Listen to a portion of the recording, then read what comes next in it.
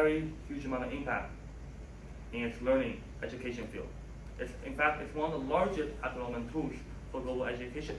At 18 million learners, 100 million apps are being built, and 200 countries and regions that it's impacting. And guess what? 48% of those regions that it impacts are developing world, because our mission to really want to target and help individuals in need.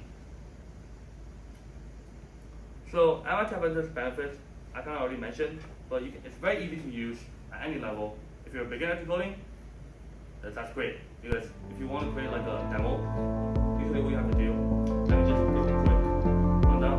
Usually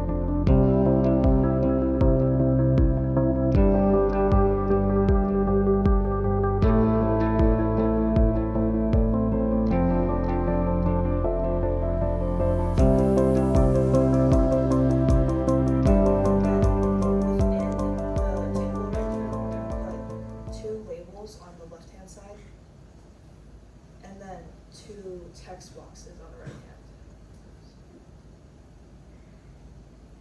And then in the vertical scroll arrangement, we're just going to leave one label.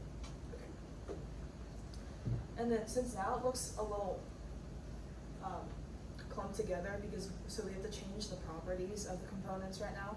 So if you go into screen 1 under the components like bar, and then under properties, there's a horizontal alignment, and change that to center so that everything's aligned. And then for the table arrangement, we're going to leave it as 2 by 2, but we're going to change the width to fill parent so that it takes up all the space. And then for text for label 2, we're going to put, this is going to be where the user inputs like their question and their grade level, so that the chatbot can give like an age-appropriate response to the question they're asking. So here we're gonna just have grade,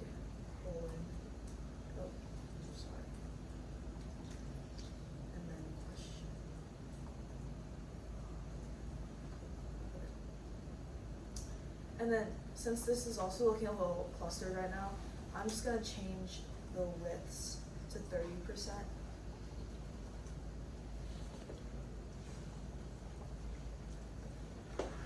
Then I'm going to change the ones for the text boxes to fill parent.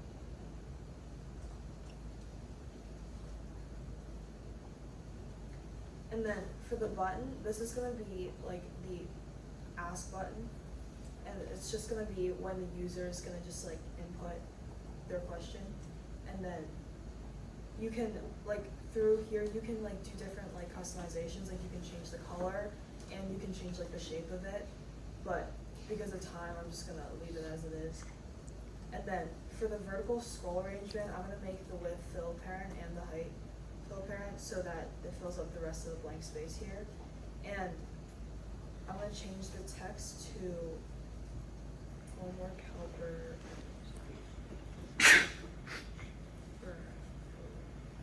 So this is just gonna be where the inputs and the outputs will show up. And then I'm going to rename